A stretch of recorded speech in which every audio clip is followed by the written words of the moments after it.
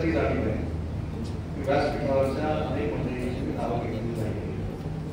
त्याचा जर राग काढायचा असेल तर माझ्यावर काढा. दीपक भाई, निलेश राणे, दत्त सामंतवर काढा. त्याचं पुढे उद्या सुरू व्हायचे 5 लोकांची नावं घेतली, बाकीच्यांची संपर्क मंत्र्यांना नावच घेतली नाही. त्याच्यामुळे संपर्क मंत्र्याला ज्या नावं माहिती नाही तो आमचा संपर्क मंत्री का झाला अशी चर्चा व्हायला सुरू व्हायला नको. निलेश, मी मनापासून आपल्याला धन्यवाद देतो. तुम्ही ज्या पद्धतीने भाषणात सिंधुदुर्ग जिल्ह्यासाठी केलं, मला असं वाटतं की तुमचं हे भाषण महाराष्ट्राच्या प्रत्येक जिल्ह्याच्या कारण शेवटी शिवसेनेची संघटना आपण वाढवत असताना आपण किती मोठे होणार आहोत की आपण किती मोठे आहोत त्याच्यापेक्षा आम्हाला ज्यांनी मोठे केलं त्यांना आता भविष्यामध्ये आम्हाला मोठं करायचं. मग ते पंचायत समिती असेल, जिल्हा परिषद असेल, नगरपालिका असतील, नगरपंचायती असतील, त्या स्थानिक स्वराज्य संस्थेमध्ये आपण सगळ्यांनी एकत्र येऊन जर कामाला लागलो आणि मतभेद आणि मनभेद जर बाजूला ठेवले तर निलेशजींनी सांगितलेला भगवा सिंधुदुर्ग जिल्ह्याच्या प्रत्येक स्थानिक स्वराज्य संस्थेत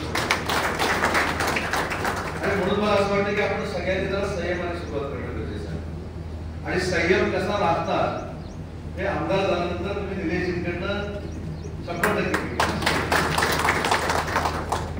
मला कधी निलेशजी आता तुमची युट्यूबवरची बातमी बघून वाटतं की तुम्ही आता तरी आक्रमक होणार आहे की नाही. पण मला असं वाटतं की ही परिपक्वता जी आहे आपल्या सगळ्यांची अतिशय महत्वाची आहे. आम्ही देखील त्याचा विचार केला पाहिजे. दीपक भाईंनी पण ते सांगितलं की भविष्यातली संघटना बांधत असताना जुने नवे याचं कॉम्बिनेशन अतिशय चांगल्या पद्धतीने झालं पाहिजे. पण नव्याचं जुन्याचं कॉम्बिनेशन होत असताना फक्त मी संपर्क मंत्री आहे म्हणून माझे डावे उजवेच पदाधिकारी झाले पाहिजे अशी भूमिका देखील आता भविष्यामध्ये शिवसेना म्हणून आम्ही व्यासपीठावरची मंडळी कुणी घेणार नाही. हा कार्यकर्त्यांना मी विलास करतो. 26 तारखेला आपल्या सर्वांचे सर्व मुख्य नेते एकनाथ शिंदे साहेब सिंधुदुर्गच्या दौऱ्यावर आहेत. तुम्हाला आश्चर्य वाटेल, कदाचित मी 2 वेळा जे फोनवर बोलण्यासाठी गेलो मला स्वतः साहेबांचा फोन होता. म्हणजे एखाद्या आपल्या नेत्याला किती कार्यकर्त्यांच्या पदाधिकाऱ्यांची काळजी असते हे रविशेठ मी तुम्हाला सांगतो की साहेबांनी पहिल्या फोनवर मला विचारलं की सिंधुदुर्गच्या बैठकीला कोण घेतलं उपस्थित आहे. मी सांगितलं दीपक भाई आहे, निलेशजी आहे, रवी पाठक आहे, दत्ता सामंत आहे, संजय परब आहे, संजय पडपे आहे, संजय आगरे आहे, वर्षाताई आहे, सगळे पदाधिकारी उपस्थित आहेत. पदाधिकारी समोर किती उपस्थित आहेत म्हणजे ज्या काही सिंधुदुर्गामध्ये बैठका होतात त्याच्यापेक्षा नक्की दुप्पट पदाधिकारी उपस्थित आहेत. एवढी काळजी स्वतः साहेब राधानगरीला विमानाचा टेक ऑफ घेताना करतात याचा अर्थ आपला नेता हा संवेदनशील नेता आहे, भावनाप्रधान नेता आहे आणि त्याला मोठं करण्यासाठी आपण सगळ्यांनी काम केलं पाहिजे. पण अंडरलाईन करतो जे निलेशजींनी सांगितलं की जेवढा त्रास त्यांना कमी होईल त्याची दक्षता आपण सगळ्यांनी करून घेतली पाहिजे. आज कदाचित तुम्ही म्हणाल तुला काय, तू राज्याचा उद्योगमंत्री आहेस, तू रत्नागिरी जिल्ह्याचा पालकमंत्री आहेस, निलेशजींनी उल्लेख केला की माझ्याकडे निधीचा पाऊस पडतोय त्याच्यामुळे तुला बोलायला काय. मी सांगतो मी देखील संघटनेचा नाराज आहे. मला देखील संघटनेतल्या प्रत्येक पदाधिकाऱ्याचं दुःख माहिती आहे. प्रत्येक दुःख काय असतं, नेत्याला बोललं पाहिजे, मंत्र्यांना बोललं पाहिजे, आमदारांना तुमची कामं केली पाहिजे. भविष्यामध्ये आपल्याकडे पदाधिकाऱ्यांचा एवढा संच चांगला आहे की आपण अतिशय चांगल्या संयमानं शिवसेना सिंधुदुर्गाच्या प्रत्येक गावाच्या कानाकोपऱ्यामध्ये आपण पोहोचू शकतो. मला असं वाटत होतं की सामंत राजकारणामध्येच आहे पण सामंत गुरुजी असू शकतात ते आज मी आहे व्यासपीठावर. पण त्यांची भावना चांगली आहे. त्यांनी मला आता कानामध्ये सांगितले की एका मतदारसंघामध्ये जर 280 किंवा 290 जर बूथ असतील आणि आपण सगळ्यांनी मिशन म्हणून तिथे शाखा प्रमुख गट प्रमुख केले आणि या फक्त 300 किंवा 290 लोकांना आपण एक फोन केला, निदान त्यात 250 लोकांनी जरी 10 माणसं आणली तर प्रत्येक मतदारसंघामध्ये आपल्या कार्यकर्त्यांची 2500 ची पोस्ट तयार होऊ शकते. ही त्यांची प्रामाणिक कदाचित सांगण्याचे प्रकार वेगवेगळे असतात. कारण मी देखील सिंधुदुर्गातच आहे. सिंधुदुर्गातला माणूस हा माणसासारखा असं म्हटलं जातं की वरून गडबडीत जरी असला तरी आतून तो फार गोड आहे. म्हणून मला असं वाटतं की आपण सगळ्यांनी प्रामाणिकपणानं शिवसेनेचा पक्ष हा तळागाळापर्यंत कसा पोहोचेल यासाठी प्रामाणिकपणानं प्रयत्न करणं गरजेचं आहे. विकासाची कामं असतील, जिल्ह्याच्या समित्या असतील, जिल्ह्याचे विशेष कार्यकारी अधिकारी असतील, शासनाच्या कमिट्यावर राहणारे आपले कोट्यातले पदाधिकारी असतील, हे मी संपर्क म्हणून एकटा पाठवणार नाही तर दीपक भाईंना, निलेशजींना, रवींद्र पाटील साहेबांना आणि सगळ्या शिवसेनेच्या नेते मंडळींना एकत्र बसून एक मतानं नावावर चर्चा करून ती नावं आम्ही शिंदे साहेबांकडे पाठवणार आहोत. त्याच्यामुळे तिथं देखील माझा तुझा डावा उजवा हे काही येणार नाही. शेवटी आपण आपल्याला जर फसवलं तर आपण ते शिवसेनेच्या नेत्यांना देखील फसवत असतो. आणि आपल्याला अनेक लोकांना असं वाटतं की शिंदे साहेबांना काही गोष्टी कळत नाही, शिंदे साहेबांना काही गोष्टी माहिती नसतात. मी अनेक वेळा शिंदे साहेबांबरोबर दौऱ्यात असतो. प्रत्येक जिल्ह्याच्या कार्यकर्त्याला फोन लावून एखाद्या सभेला किती माणसं आली होती, ती कुठच्या मतदारसंघात आली होती, कशा पद्धतीने आली होती, याचा सगळा विचार शिंदे साहेब करतात. दिलेशी बाबाचं तुम्हाला एक उदाहरण मी सांगतो. यवतमाळला मी साहेबांबरोबर एका सभेला आभार यात्रेला होतो. प्रचंड गर्दी झाली. 15-20 हजार लोक त्या कार्यक्रमाला उपस्थित होते. आणि साहेबांनी सभा संपल्यानंतर मला विचारलं, ही सगळी माणसं जी झालेली आहे त्यांच्या जेवणाची व्यवस्था आपण केली का? काही मंडळींची जेवणाची व्यवस्था झाली होती, काही मंडळींची जेवणाची व्यवस्था झाली होती. साहेबांनी तिथनं फोन डायरेक्ट पक्षाच्या कार्यालयामध्ये केला आणि पक्षाच्या कार्यालयामध्ये सांगितले की आता नंतर माझ्या सभेला जर दुपारची मंडळी येणार असतील तर दुपारच्या जेवणाची व्यवस्था झाली पाहिजे. रात्री जर येणार असेल रात्रीच्या जेवणाची व्यवस्था झाली पाहिजे. सकाळी कार्यक्रमाला असेल तर नाश्त्याची व्यवस्था झाली पाहिजे. उपाशी कुठे कुठचाही माझा शिवसैनिक माझ्या सभेला येता कामा नये अशा पद्धतीचे आदेश माननीय आपले मुख्य नेते एकनाथ शिंदे साहेबांनी पक्षाच्या स्तरावर काढले. त्याचे किती सभा होतात, कोण जेवलेले येतात, कोण जेवून जातात, कोणाच्या गाड्यांमध्ये पाणी असतं काय नसतं काय हे बघण्याचं देखील भाग्य कधी नेत्यांच्या नशिबी आलं नाही. ते सगळं करण्याचा प्रामाणिकपणाचा प्रयत्न एकनाथ शिंदे साहेब स्वतःच्या स्तरावर करत असतात. आज खासदार डॉक्टर श्रीकांत शिंदे असतील, ते देखील आपल्या सगळ्यांशी संपर्क ठेवून आहेत. मला फक्त पदाधिकाऱ्यांना एकच सूचना करायची की आपण सगळ्यांनी समन्वयाने जर कामकाज करायला सुरुवात केली आणि समोरच्या मित्रपक्षाशी देखील समन्वय जर व्यवस्थित पद्धतीने ठेवला तर निलेशजीला तिसरा वेळा उघडण्याची काही आवश्यकता नाही. शेवटी जबाबदार पदाधिकाऱ्यांनी जबाबदारी ओळखून जर प्रामाणिकपणानं काम केलं आणि कशासाठी माझं तर म्हणणं आहे की समोरच्याला कमी लेखून आपण मोठ्या दाखवण्यापेक्षा आपण शांतपणानं आपला पक्ष वाढवू. जिल्हा परिषदेवर आपला भगवा पडल्यानंतर लक्षात येईल त्या शांतपणाने काम केलं, कोणालाही मनस्ताप दिला नाही, कोणालाही त्रास दिला नाही. शेवटी आपण महायुतीच्या सरकारमध्ये वावरतो. संजूजीने देखील त्याची परखड भूमिका या ठिकाणी मांडली. संजूजी तुमच्या मताची 100% सहमत. शेवटी आम्ही लोकांनी देखील काही धोरणात्मक निर्णय घेतले पाहिजे.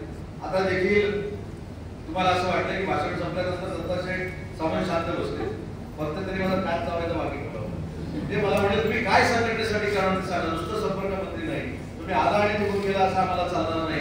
शिवसेनेची संघटना वाढताना तुम्ही देखील आम्हाला वेळ दिला पाहिजे, तरच आम्ही तुम्हाला खारेपाटणच्या इकडे यायला देऊ असं त्यांनी दर पण म्हणजे आता एखाद्या वेळी चुकून मला डायरेक्ट एअरपोर्टला जायचं असेल ते देखील जायला म्हणणार नाही अशी भूमिका दत्ताशेट्टी घेतली. पण या भावना तुम्ही लक्षात घ्या. आणि व्यासपीठावरच्या सगळ्या मला नेते मंडळींना एक विनंती करायची की आम्हीच नेते नाही, तुम्ही देखील सगळे नेते आहात, पण नेत्यांनी देखील परवा साहेबांनी दीपक भाई एक चार्ट तयार केला. आपल्याला देखील ते माहिती, आपण देखील त्या बैठकीमध्ये 2-4 वेळा होता. आणि साहेबांनी एक चार्ट तयार करून आमदार किती दिवस मुंबईमध्ये असतात आणि किती दिवस मतदारसंघामध्ये असतात हे पाहण्याचा आता ठरवलेला आहे. त्याची टक्केवारी ठरवणार आहे की 30 दिवसातले किती दिवस मुंबई आणि किती दिवस हे मतदारसंघामध्ये. पदाधिकाऱ्यांना एवढीच विनंती आहे ही वेळ आपल्यावर पण येणार आहे. आपण किती दिवस मुंबई आणि किती दिवस इकडे काही म्हणजे अपवाद पण काही लोक सिंधुदुर्गचे हेडक्वार्टरच मुंबई बनलेलं आहे अशा पद्धतीनं त्या ठिकाणी कामासाठी येतात. मला असं वाटतं की संघटना जर खरी बांधायची असेल तर आपण सगळ्यांनी आपल्या जिल्ह्यामध्ये राहूनच संघटना बांधली पाहिजे. मंगळवार आणि बुधवार मुंबईला जायला आमचा कोणाचाही आक्षेप नाही, कारण मंगळवारी कॅबिनेट मिटिंग असते आणि मंत्र्यांना जर भेटायचं असेल तर बुधवारी आपण चांगल्या पद्धतीने भेटू शकतो. ही भावना डोळ्यासमोर ठेवून पदाधिकारी जर मुंबईमध्ये असतील तर त्याच्यामध्ये आक्षेप घेण्याचा काय अर्थ आहे असं मला वाटत नाही. परंतु सोमवारपासून रविवारपर्यंत ठाण मांडूनच जर आपण मुंबईला बसत असू तर आपण सिंधुदुर्गामधली संघटना कधी बांधणार आहोत हा देखील विचार आपण सगळ्यांनी केला पाहिजे. आणि मी व्यासपीठावरच्या मंडळींना संजू अभिमानानं सांगतो, अभिमानानं माझ्या मतदारसंघातला एकही कार्यकर्ता, एकही शाखा प्रमुख, एकही तालुका प्रमुख, एकही विभाग प्रमुख जोपर्यंत मी मुंबईला बोलवत नाही तोपर्यंत मुंबईला पाऊल टाकत नाही. फक्त तिथं संघटना वाढवतो. म्हणजे मी काही दादागिरी करत नाही, आम्ही आहोत ना. मी संपर्क मंत्री आहे, दीपक भाई आहे, दिलेशजी आहे, जिल्हा प्रमुख आहेत, रवी पाठक साहेब आहेत. आम्ही तुमचे प्रतिनिधी म्हणून आमच्यावर तुमचा विश्वास असला पाहिजे की आम्ही मुंबईमध्ये तुमची कामं करू, पण कामं जर आमच्याला होणारच नसतील आणि ती करून घेण्याचा आपला प्रयत्न असेल तर याच्यामध्ये दीपक बाईक काही करू शकत नाही, निलेश देखील काही करू शकत नाही, मी देखील काही करू शकत नाही. विकासाचा निधी कमी पडणार नाही याची हमी आपण एकनाथ शिंदे साहेबांकडे घेऊ. नगर विकासाला पैसे कमी पडणार नाही याची हमी आपण एकनाथ शिंदे साहेबांकडे घेऊ. जिल्हा परिषदेला पैसे कमी पडणार नाही याची हमी आपण देवेंद्र फडणवीस साहेबांकडे घेऊ किंवा जयकुमार गोरे साहेबांकडे घेऊ. पण हे सगळं करत असताना आपली दखल घेण्याची संघटना प्रत्येक गावामध्ये असणं आवश्यक आहे आणि ती दखल घेणारी संघटना म्हणजे प्रत्येक बूथवर आपण 51% जास्त असलं पाहिजे. आता अनेकांच्या मनामध्ये शंका येऊ शकतात, हा भाषण करतोय तुझं काय? मी अभिमानानं सांगतो की माझ्याकडे जेवढे बूथ आहेत त्याच्यावर 20-20 शिवदूत देखील आहे. म्हणून मी मतदारसंघामध्ये असलो काय किंवा नसलो काय, आपल्या पक्षाचा आणि माझ्या प्रशासनाचा गाडा हा शिवसेनाच त्या ठिकाणी ओढत असते. त्याच्यामुळे मला महाराष्ट्रामध्ये फिरायला चांगल्या पद्धतीने भाव मिळतो. पण हे देखील लक्षात घ्या की महाराष्ट्रात कुठेही जरी फिरत असतो तरी शनिवार आणि रविवार किंवा शनिवार रविवार सोमवार मी रत्नागिरी जिल्ह्यामध्ये असतो आणि त्यातले 2 दिवस माझ्या मतदारसंघामध्ये असतो. त्याच्यामुळे आम्ही जर हे करत असो तर आपण सगळ्यांनी हे केलं पाहिजे. आज माझ्याकडे मोबाईलमध्ये एक माहिती अशी आहे, आपण आपल्या नेत्याचं नाव घेतो, आपण नेत्याला अपेक्षित आहे असं काम करणार म्हणून सांगतो. मी 4 दिवसाचा फक्त कार्यक्रम साहेबांचा सांगतो, 4 दिवसाचा. मागच्या 4 दिवसामध्ये 4 दिवसा अगोदर एकनाथ शिंदे साहेब 3:30 वाजता घरी आले. त्याच्यानंतर 3 वाजता घरी आले. परवा 20 त्यांच्या सोबत होतो, 3:45 वाजता ते घरी गेले आणि काल मला मेसेज आला साहेब 3:30 वाजता घरी गेले. आणि आता जर त्यांना विचारलं ते कुठे आहे, आता ते विमानात बसले आणि कोल्हापूरच्या आभार यात्रेसाठी निघत आहेत. म्हणजे जो नेता आपल्यासाठी 20-20 तास काम करतो त्याच्यासाठी आपण दिवसाला फक्त 2 तास काम करणार आहोत की नाही हा विचार करण्यासाठी आपण कुठेतरी एकत्र बसणं गरजेचं आहे. नेत्याला आपल्यावर विश्वास टाकलाय, नेत्याला संघटनेची जबाबदारी आमच्या सगळ्यांवर दिलेली आहे. मी नक्की सांगतो की आता देखील साहेबांच्या एका विषयावर बोलू, नवे जुने त्याचं कॉम्बिनेशन नक्की करू. पण जसे काही अधिकारी 15-20 वर्ष एकाच पदावर बसून राहतात आणि तिथं वहिवाट लावतात, अशी वहिवाट जर कोणी लावली असेल आणि तो जर काम करत असेल तर त्यानं स्वतःहून माझ्याकडे काही पत्र आणून द्यावी. मला आणि आमच्या नेते मंडळींना निर्णय घ्यायला भाग पाडू नये. कारण काही लोकांची मक्तेदारी अशी बनलेली असते की मी हलणारच नाही, माझंच ते पद आहे, या पदावर दुसरा कोण बसू शकत नाही. पण खऱ्या अर्थानं शिंदे साहेबांचे हात जर बळकट करायचे असतील तर आपल्याला युवा पिढीला देखील आपल्या सोबत आणून त्यांना देखील मदत दिली पाहिजे. महिला भगिनींना देखील आपण सक्रिय केलं पाहिजे. युवती सेना देखील आहे ती देखील आपण सक्रिय केली पाहिजे. आज मी महाराष्ट्रामध्ये फिरताना मला सगळ्यात मोठा फायदा काय होतो तर मी महाराष्ट्राच्या राजकारणामध्ये एका पक्षाचा युवक काँग्रेसचा महाराष्ट्राचा अध्यक्ष होतो. त्याच्यात मला गडचिरोली माहिती आहे, चंद्रपूर माहिती आहे, खानदेश माहिती आहे, विदर्भ माहिती आहे. पण विदर्भ नुसता माहिती असून उपयोग नाही, तिथला कार्यकर्ता देखील माहिती असणं गरजेचं आहे. आणि म्हणून गावातल्या शाखा प्रमुखांना वाडीतला कार्यकर्ता कोण आहे, वाडीतल्या कार्यकर्त्याला आपल्या बूथवरचा कार्यकर्ता कोण आहे हे देखील माहिती असणं गरजेचं आहे. आणि त्याच्यासाठीच आपण सगळ्यांनी मिळून अतिशय चांगलं काम करणं गरजेचं आहे. आज आपण संघटना वाढवत असताना सभासद नोंदणीकडे प्रामुख्याने लक्ष दिलं पाहिजे. सभासद नोंदणी प्रत्येक मतदारसंघामध्ये हजारोंच्या संख्येने झाली पाहिजे. जर आपला मित्रपक्ष 1.5 कोटीची सभासद नोंदणी करतोय तर मला असं वाटतं की बाकी काय करण्यापेक्षा त्यांनी ती कशी केली त्याचं अनुकरण करून आपण 1 कोटीपर्यंत जर पोहोचलो तर मला असं वाटतं की आपली संघटना देखील फार मोठी होईल.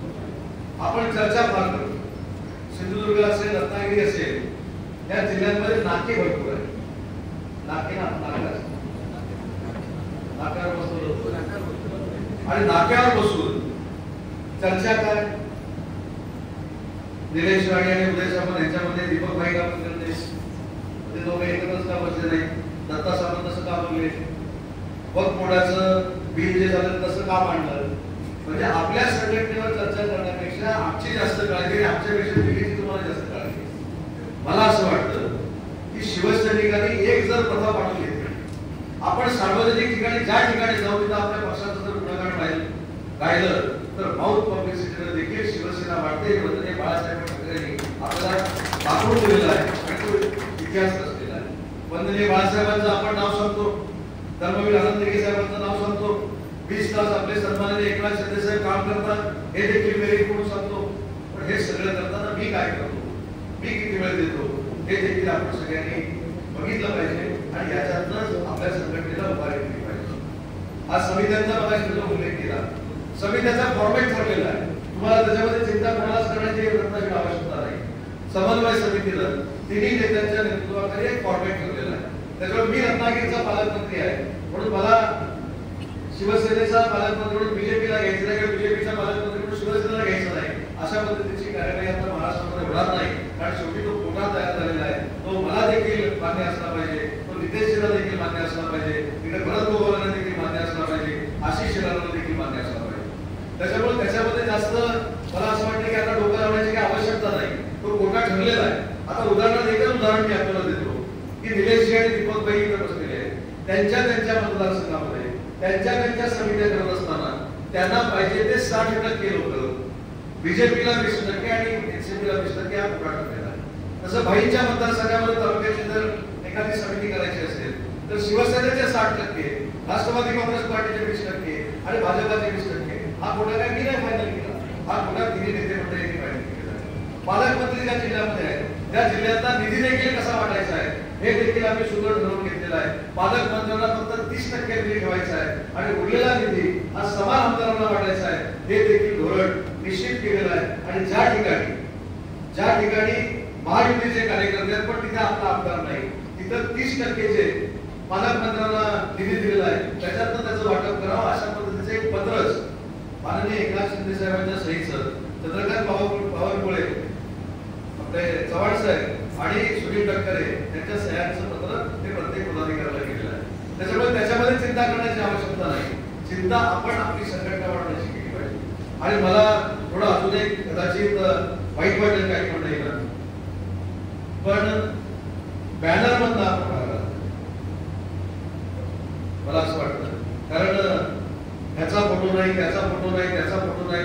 मी संपर्क मंत्री म्हणून मी स्पष्टपणे आज सांगून टाकतो, माझा फोटो नाही टाकला तरी चालेल, मला कोणाला काही वाईट वाटणार नाही.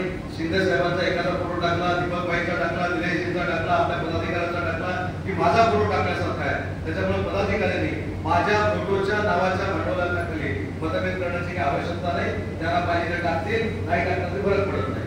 त्याच्यामुळे फोटो, मान सन्मान याच्या पलीकडे कुठेतरी संघटना आहे हे देखील भारताला पदाधिकाऱ्यांना लागलं. आज म्हणून मग असे मी सांगितले की निलेशजींचं भाषण हे फक्त सिंधुदुर्गापुरतं मर्यादित नाही. मी तर साहेबांना सांगणार की निलेशजींना हे मार्गदर्शन करायला प्रत्येक संवाद बैठकीमध्ये संपर्क त्याची सुरुवात तर आपल्यापासून केली, माझ्यापासून केली, आपल्यापासून जर केली तरच संघटना वाढणार आहे. दुसरा काहीतरी करेल आणि दुसऱ्याला चांगलं केल्यानंतर ते मी करणार आहे अशी भावना जर आपण ठेवली तर संघटनेमध्ये अडचणी येऊ शकतात. समन्वय हा अतिशय महत्वाचा आहे आणि समन्वय करत असताना महायुतीचा तर समन्वय झालाच पाहिजे, परंतु आपल्या पदाधिकाऱ्यांमध्ये देखील समन्वय गरजेचं आहे. परवा मी देखील निलेशजींच्या वाढदिवसाच्या निमित्तानं मालवणला आलो होतो. मला खरोखर त्या दिवशी देखील आश्चर्य वाटलं. पूर्ण शिमग्याचा सीझन होता आणि त्या दिवशी हजारोंच्या संख्येनं त्यांच्यावर प्रेम करणारी जनता त्यांना आशीर्वाद देण्यासाठी त्या ठिकाणी जमली. आज असं नेतृत्व ज्यावेळी आपल्याला मिळतं, दीपकभाईंचं मार्गदर्शन आपल्याला मिळतं, तर मला असं वाटतं की आपल्याला काहीच कमी आहे. आपण चांगल्या पद्धतीनं काम केलं पाहिजे. आणि निलेशजी मी तुमचं कौतुक करायला आलं नाही, पण परवाचं तुमचं एक भाषण मी ऐकलं. दत्ता सामंत व्यासपीठावर होते, संजय पडते व्यासपीठावर होते, काका कोळकर व्यासपीठावर होते, ठाणे साहेबांची पूर्ण टीम व्यासपीठावर होती आणि तुम्ही जे त्यावेळी भाषण केलं मला असं वाटतं की त्याचं पालन आम्ही सगळ्यांनी केलं. तुम्ही कदाचित त्यावेळी भावनिक होऊन सांगितलं की राणे साहेबांपासून बाजूला गेलेली लोक आज तुमच्या नेतृत्वाखाली सगळी एकत्र आली. हा तुम्हाला जसा अभिमान आहे तसा तुमचा अभिमान आम्हाला देखील आहे, कारण तुम्ही शिवसेना वाढवण्याचा. दीपकभाईंनी सिंधुरत्न योजना आणली. काल दीपकभाईंनी मी सह्याद्री अतिथीगृहामध्ये एकत्र होतो, पण दीपकभाई तुम्ही ज्या कष्टानं ती सिंधुरत्न योजना आणली त्याचा फायदा माझ्यासारख्या मतदारसंघामध्ये देखील झालेला आहे. ते नाकारून आम्ही चालणार नाही, कारण जे वैयक्तिक लाभाच्या योजना आहेत त्या बाकी कुठेही मिळत नव्हत्या. त्यावेळी खऱ्या अर्थानं या योजनेचा जन्म झाला आणि या योजनेला जन्म देण्यानंतर कोण असतील तर दीपकभाई केसरकर आहेत. आणि म्हणून ते काल भांडले, म्हणजे मगाशी कुठेतरी सांगितलं की दीपकभाई संयमी आहेत, शांत आहेत, पण त्यांचा संयम आणि शांतता काही काळापुरती राहते. काल ते भांडले आणि मग माझा कोरपड उचलत नव्हते, पण शेवटी रात्री मी बाईंना आनंदाची गोष्ट सांगितली की बाई ज्या पद्धतीनं तुम्ही भांडला, आज तुम्ही सिंधुदुर्ग आणि रत्नागिरीच्या लोकांना न्याय देऊन गेलाय. सिंधुदुर्गच्या योजना देखील तशाच चालू ठेवण्याच्या सूचना मुख्यमंत्री मोदी देणार आहेत. हे कोणासाठी आहे याचं श्रेय आपण घेतलं पाहिजे. मी जसं आपल्याला सांगितलं की शिवसेना पक्षामध्ये संघटना बनवायची म्हणजे काय करायचं, तर दीपक भाईंनी केलेलं काम लोकांपर्यंत पोहोचवायचं, निलेशजींनी केलेलं काम लोकांपर्यंत पोहोचवायचं, एकनाथ शिंदे साहेबांनी घेतलेले निर्णय लोकांपर्यंत पोहोचवायचे, महिला भगिनींसाठी घेतलेले निर्णय लोकांपर्यंत पोहोचवायचे. त्यावेळी तर असं सांगत होते की मुख्यमंत्री महिलांची जी योजना आहे लाडकी बहीण योजना ती बंद होणार आहे. कुठे बंद झाली? उलट 36,000 कोटीची तरतूद माझ्या महिला भगिनींसाठी झाली. आता हे झाल्यानंतर काय म्हणतात 2100 रुपये भेटले आणि आम्ही देऊ ना, आम्हाला द्यायचे तेव्हा देऊ, तुम्ही पडले ना आता विशांत बसा. आणि हीच मुख्यमंत्र्यांची भूमिका आहे, हीच माननीय शिंदे साहेबांची भूमिका आहे की आमचं त्याच्यावर काम सुरू आहे. आणि ज्यावेळी बहिणींना विश्वास आहे की नाही, 1500 रुपये बंद झाले नाही, त्याच्यामुळे सांगितलेला अजेंड्यावरचा विषय देखील भविष्यामध्ये पूर्ण करण्याची जबाबदारी ही देवेंद्रजी फडणवीस साहेब असतील, एकनाथ शिंदे साहेब असतील, अजितदादांची असणार आहे. परंतु ज्या पद्धतीने आपले विरोधक आपल्या टीका करतात त्याला देखील आपल्या स्तरावर आपण सगळ्यांनी उत्तरं दिली पाहिजेत, जेणेकरून माझा शाखा प्रमुख देखील शिंदे साहेबांवर निष्ठा असणारा शाखा प्रमुख देखील अतिशय अभ्यासपूर्वक त्या ठिकाणी बोलतो हे वातावरण समोरच्यापर्यंत पोहोचलं पाहिजे. काही लोक मी बघितलंय, काही लोक तर असे महाराष्ट्रामध्ये दीपक भाई तुम्हाला देखील माहिती आहे, निलेशजी तुम्हाला देखील माहिती असतं एवढं, पण असं दाखवणार की सगळ्या दुनियाभरची विरोधक त्यालाच आहे. इकडे तर सगळे माहिती असलेली मंडळी आहे, त्यांच्याकडनं नुसती माहिती घेतली आणि त्याच्यात 10% जरी सांगितलं तरी देखील शिवसेना पक्ष ताकदीनं उभा राहायला वेळ लागणार नाही. आणि यासाठी आपण सगळ्यांनी एकत्र काम करावं एवढीच या ठिकाणी मी विनंती करतो. काही कालावधीपूर्वी मी पालकमंत्री होतो, पण पालकमंत्री असताना एक खंत होती, निलेशजी आपण असं कधी बसायचो नाही. पण आज मनामध्ये समाधान आहे की आज संपर्क मंत्री जरी असलो तर दीपक भाईंच्या बाजूला निलेशजी बसलेले आहेत, त्याच्यामुळे आता अजिबात चिंता करण्याची आवश्यकता नाही. आणि दत्ता सामंत माझ्या इकडे बसलेले आहेत, माझ्या उजव्या बाजूला दत्ता सामंत बसलेले आहेत. पण अजून एक दत्ता सामंतांचं देखील एक महत्त्व तुम्हाला सांगतो. मी ज्यावेळी जिल्ह्याचा पालकमंत्री होतो, आता बोलायला काय अर्थ नाही, बरोबर तुमच्या हातात आहे. तसं संजूकडे पण प्रयत्न केला तर तो पण काही सफल झाला नाही. दत्ता शेठचा एकदा मी निरोप पाठवला. दत्ता शेठ म्हटलं, दत्ता शेठची एक टॅग होती, तुम्हाला माहिती आहे की नाही माहिती आहे, दत्ता शेठ टेंडर घ्यायचे आणि कामं सुरू करायचे. आणि मी विचारलं बीएडसीवर, दत्ता शेठ काम सुरू का करत नाही, काम सुरू. मी 10 वेळा फोन केला, का उद्या करतो, परवा करतो. आणि लोक त्यांना भेटायला गेली, तो काम सुरू का करत नाही, पैसे मिळाला, पैसोच नाही. त्याच्यामुळे जेवढी सरकारची बदनामी करता येईल तेवढी दत्ता सामंत घरी बसून करायची. त्या रस्त्याला पैसे असायचे, वर्कआउट असायचे, पण काम करायचं. मी एकदा फोन करून त्यांना सांगितले तुमची सगळ्यांची बिलं थकलेली आहे, काढण्यासाठी प्रयत्न करतो. काही गोष्टी ह्या स्पष्टपणाने सांगितल्या पाहिजेत. आज आपण एक कुटुंब म्हणून काम करतोय. या व्यक्तीनं मला सांगितलं, हा प्रयोग राणे साहेबांकडनं मला जर बाजूला मिळायचा असेल तर मला बिल नाही दिलं तरी चालेल, मी ते थांबणार. अशी ताकद आपल्याला मिळालेली आहे, संजूसारखी ताकद आपल्याला मिळालेली आहे. तर जुन्यांना नव्यांना बरोबर घेऊन भाईंच्या मार्गदर्शनाखाली आणि निलेशजींच्या मार्गदर्शनाखाली या संपूर्ण परिसरामध्ये आपण संघटना उभी केली पाहिजे. त्याची दखल मगाशी निलेशजीने जो उल्लेख केला समोरचा घेईल आणि एवढी दखल घेण्याची संघटना किंवा दखल घेण्याच्या पलीकडची संघटना आपण सगळ्यांनी उभी करावी. मी देखील याच जिल्ह्यातला असल्यामुळं मला तुम्ही काही काम सांगा, काही काम सांगा म्हणजे चांगलं काम सांगा, ते करायला मी नक्की तयार आहे. एवढाच शब्द त्या कार्यक्रमाच्या निमित्तानं देतो. भाईंनी जी काही विकास कामं केलेली आहेत, राणे साहेबांनी जी काही विकास कामं केलेली आहेत, तशाच पद्धतीची ताकद नाही पण किंवा तशीच ताकद त्या जिल्ह्यामध्ये उभं करण्याचा प्रामाणिकपणाचा प्रयत्न शिंदे साहेबांच्या नेतृत्वाखाली मी करेन. एवढाच शब्द देतो. मोठ्या संख्येनं आपण या ठिकाणी आलात त्याबद्दल धन्यवाद देतो. आणि पुढच्या वेळी त्यावेळी दत्ता शेठ सामंत हात वर करायला सांगते, पहिल्या रांगेपासून शेवटच्या रांगेपर्यंत सगळ्यांनी हात वर केले पाहिजे. म्हणजे खोटे नाही खरे, एवढीच विनंती करतो. जय भीम, जय महाराष्ट्र. एबीपी माझा, उघडा डोळे बघा नीट.